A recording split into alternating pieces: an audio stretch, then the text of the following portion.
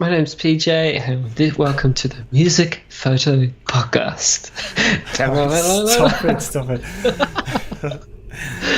What's up? My name is PJ, and you are listening to the Music Photo Podcast, session number 18.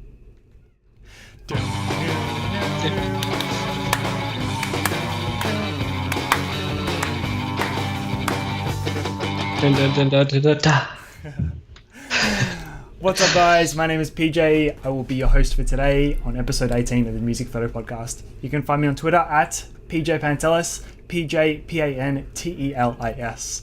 It's been a little while. It's been a minute. I sort of let the podcast die off. I haven't posted anything since September last year, but I'm very lucky to be joined today by my partner in crime, my internet counterpart on the other side of the country, JEREMYXLEWIS.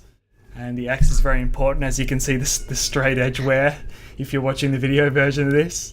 What's up, man? It's not much. How are you doing? I'm good. I'm really good. It's been a long time coming having you on the podcast, because I have to say you are probably the first listener and probably my only listener for a while. I don't know about only, but I was first. I remember hearing in a little Facebook group that we were a part of, seeing that someone started a music photography podcast, and I was like, motherfucker beat me to it. I never ended up making one. I was like, god damn it. And I started listening. I was like, this shit's dope. Yeah. Well, you weren't going to do music photography, were you? No, not music photography. I was going to do a photography one, but yeah. Because I remember talking to you in those days, and we were talking about how we could, you were going to start one and how we could cross them over, because you were going to do something along the lines of, the road to becoming a full-time wedding photographer. Yes. Yeah. Yeah. I was going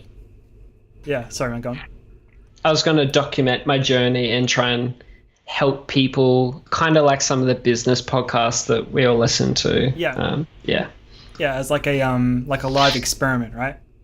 Pretty much. Yeah, cool. Well, thank you for joining me today. I honestly don't know. I see the views come in, but I don't know who listens to the podcast. I'm hoping there are people who are subscribed and hear it on iTunes or, Stitcher or wherever it is. I'm hoping there are people that listen to the podcast only. The episodes are all up on my YouTube channel. But if you're a podcast only listener, this is unique for a couple of reasons. Firstly, it's 2017. Secondly, I'm recording the video now. I'm just trying it to see how it is. It's going to be a bit of a shorter episode. But if you have not been keeping up with me otherwise, I've been going really hard with YouTube lately. And Jeremy has been doing the same in Bribey Island. Team. Yeah, in Queensland, which is not too far from Brisbane. And we had a commitment contract. So basically we had a deal with each other that we had to make 3 or 4 videos a week, and if we didn't, the other person got $50. And it worked really well. Anyway, I'm sure most of the people watching are probably aware of that, and I've talked about it many, many times before on my content. But I wanted to do this little crossover, get Jeremy on. Had an interesting little topic that I thought we could talk about today, music photography related. Jeremy is these days much more of a wedding photographer and internet guy, YouTuber.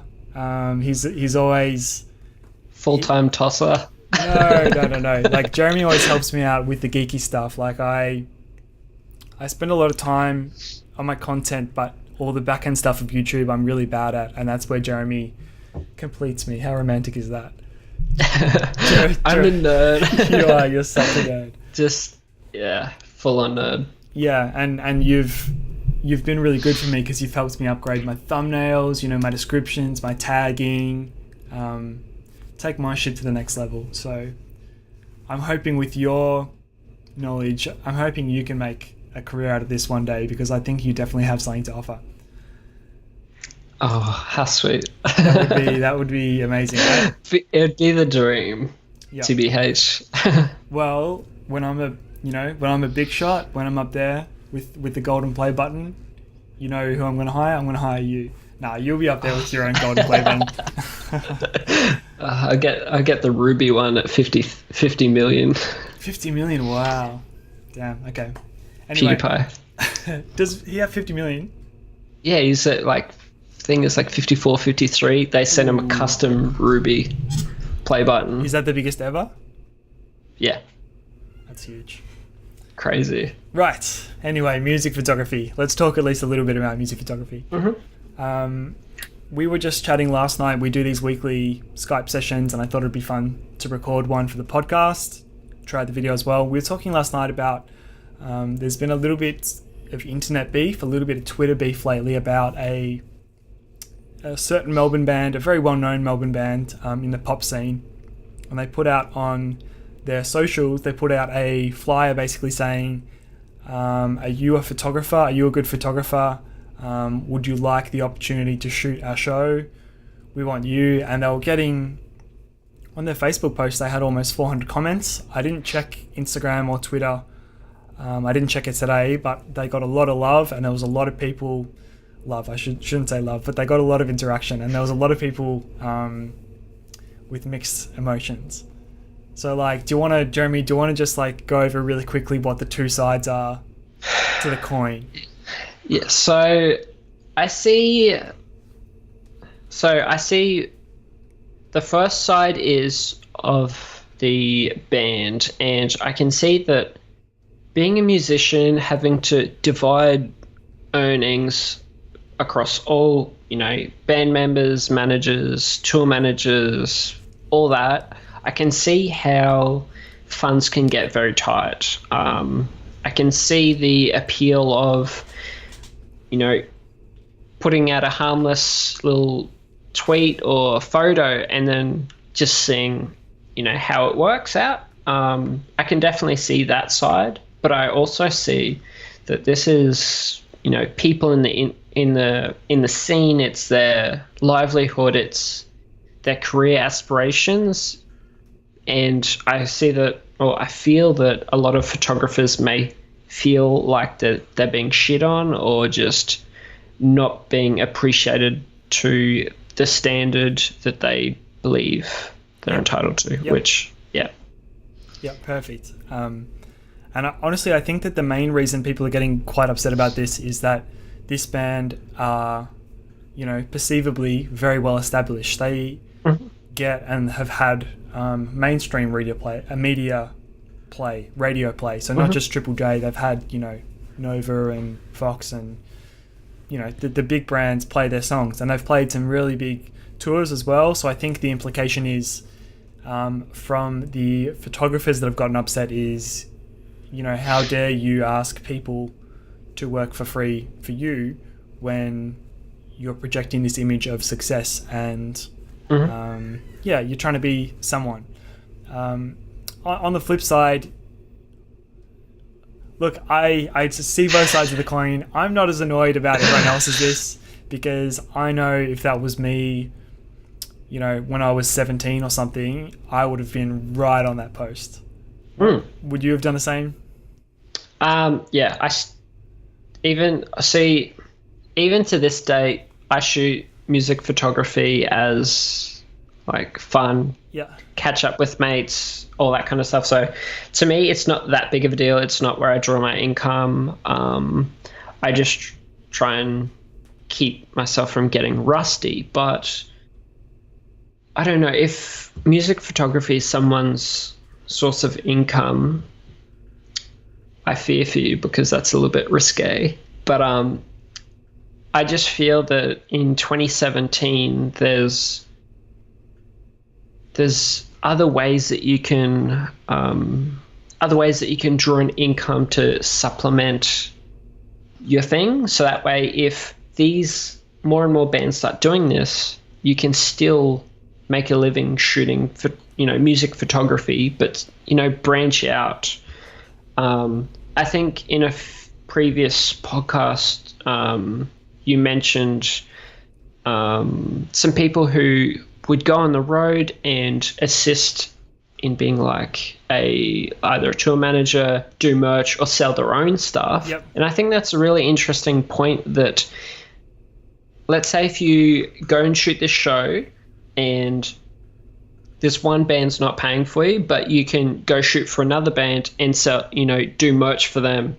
And, you don't have to shoot for this one band. You can go shoot the show. They may not be the headlining band, but this other, the support acts may be able to hire you for the night. Totally get that. I know I've done it in the past myself. I've had to do it in the past myself. I mean, I guess the issue here is that, and it's not just this band. I don't really want to say the name just because I don't want to, I don't want to seem like I'm calling anyone out. But this band in particular, they're not the only ones that do it. I think it's just the way that they went about it has got people really upset. A couple of months ago, Columbus sent me a message, and basically the same thing. They said, it was a direct message to me, and they were like, hey man, we got your contact from Nick Hargens, and we're coming to Melbourne. Would you be willing to come shoot the show? We can't pay you, but we'll give you a door spot, and they gave me a t-shirt as well.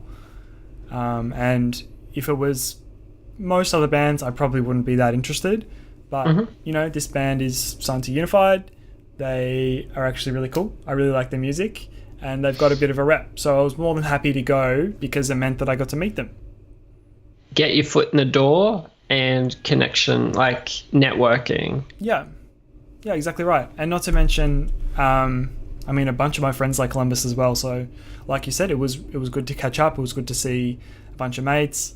It was a little bit of a hustle. I worked until 9:30 on my retail job, and then I had to go straight there for like a set at 10:30. But do you know what? It was, in the end, it was totally worth it.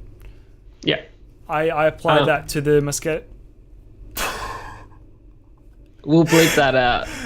Mosquito Fall. It doesn't matter. I'm not calling them out. I don't care. I'm not saying anything bad at all. But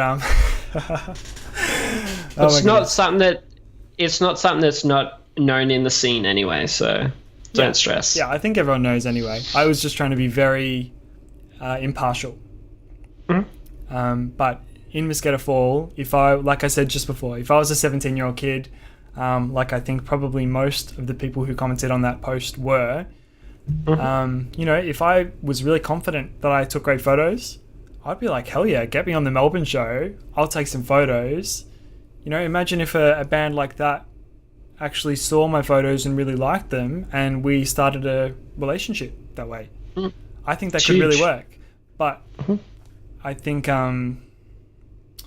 look, with a pop band, most of the people that are going to apply to do those shows are fans that want to be more than fans. Is that an unfair thing to say? No. I don't think so. I don't think so. Having a look through some of the comments, it was just, I don't know. I think that's not an unfair thing to say. I think most would be generalizing. But of course. Still. And so in that case, from the band's perspective, you get what you pay for. Definitely. Which is well and truly not a lot. And I know this band, sometimes, they've spent a lot of money on their stuff in the past. I know Ed Rice has done some clips for them that look beautiful, and he's not super cheap to work with. But he puts out a very polished, very premium, good product. Definitely. So yeah, I think the opposite is true, and I think that's the sort of photos. Yeah, I don't think their expectations can be too high if they're going to put it out in this way. Yeah. But bands are starting to do this now. Even Storm the Sky, like, they didn't put out a call, but they've done so much touring now that they've got friends in every single city. And, they weren't asking a stranger, but they just toured with the Used. And, I went to go shoot the Melbourne show, and some friends of mine in Sydney, they shot the Sydney show, and some friends in Brisbane, they shot the Brisbane show. That's what it is. From their perspective, I actually reckon that's a pretty smart move, because if you take someone with you in the van, that's one more person to worry about, one more person to have to stay at other people's houses that you're staying with. One more opinion and one more voice in the back of the car. Yeah, true. See, I'm in two minds about it. If I was in a band, I would personally prefer to have someone who I could trust in. There's value in having someone knows the set, come along because they can anticipate your actions, they can, do all of that. But for me, I don't know, I would find the value in that, but it's hard because I definitely see the appeal in saving that little bit of money because things can get a little bit tight. But then again, if you're as you said, a well-known band, you've got, good coverage. See, I don't know if they've said that we can't afford it or if it's just hey, let's try this, see if it works. So no, I don't think there was ever a thing of we can't afford it. It was, the way I see it, it was, and I think people got upset because it was kind of like, hey, we're giving you the opportunity to come shoot the show. Mm-hmm. Where it was like, instead it should have, I felt like if they wanted to not upset people, and, people are going to get upset regardless because people... Oh, yeah. You can't win. You literally can't win. But if they were damned if you do, damned if you don't. Yeah, exactly. Yeah. So if they were like, hey, how can I put this? If they were like, hey, we can't offer you any money, but if anyone wants to come shoot the show in exchange for a door spot, send us an email. We'd love to have you. I think that would be less offensive, perhaps. Yeah, I think so. But I don't know. I'm not in a band, so I don't know. Like, yeah. You know what I mean? Yeah, I don't... Anyway, I honestly wasn't that upset about it. And like we said, you get what you pay for. Mm-hmm. And, possibly if you are a young kid that can take good photos, maybe you would actually get something from it. And that's the thing. I kind of like the idea of it because if you are a young emerging talent, or let's say if you're a younger photographer, you don't know how to get affiliation with, someone to get your media pass or anything like that, this could be a really good opportunity where you could, they put out the thing and then you just DM them with your info and they're like, yep, sick. And then you've got your foot in the door where you may not have had that opportunity in the past. I think that's... You're spot on. Yeah. And do you know what else I just thought of? What? I've shot 1,000 gigs for free anyway. And all those kids that have responded to that poster have probably done the same thing.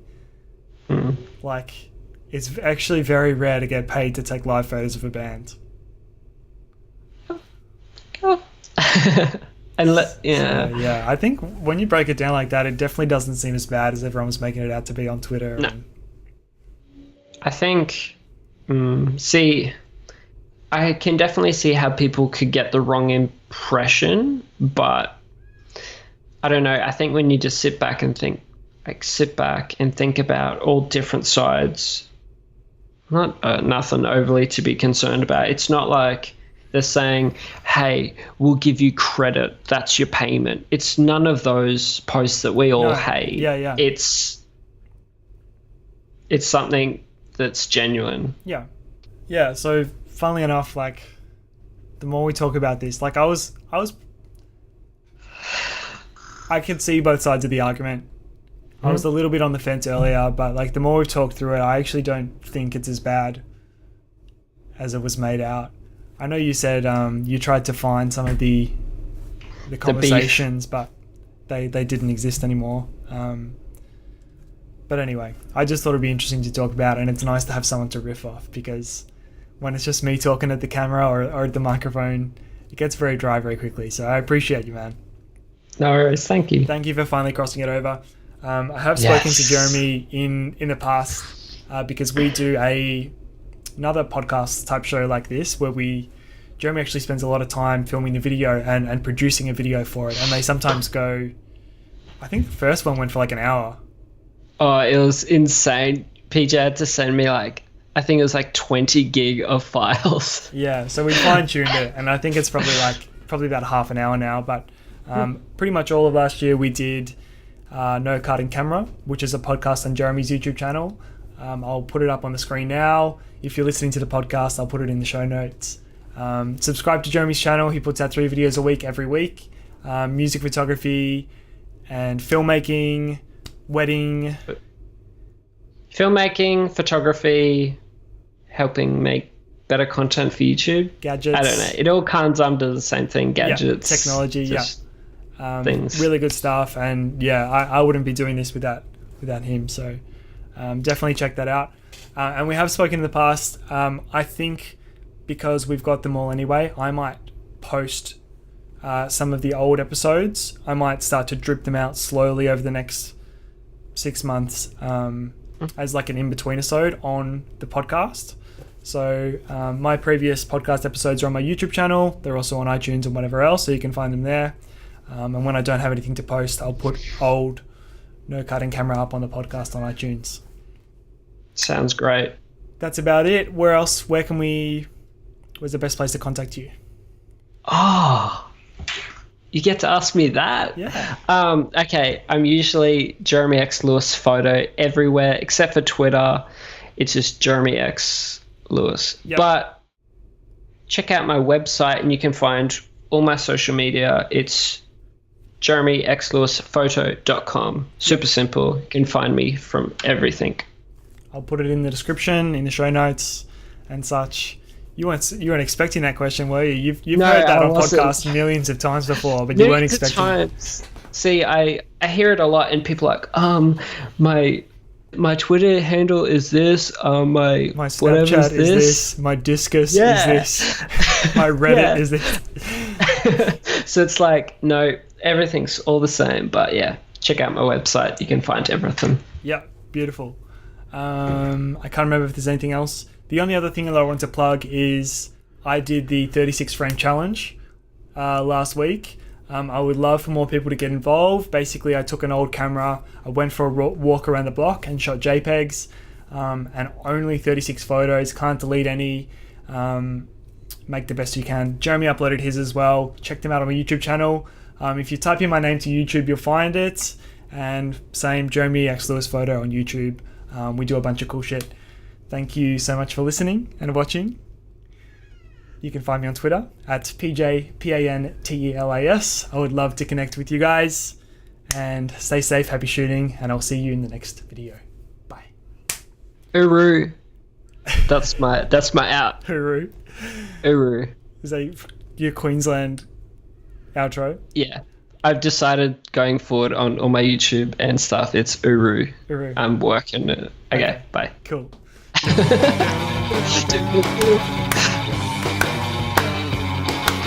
dun, dun, dun, dun, dun, dun.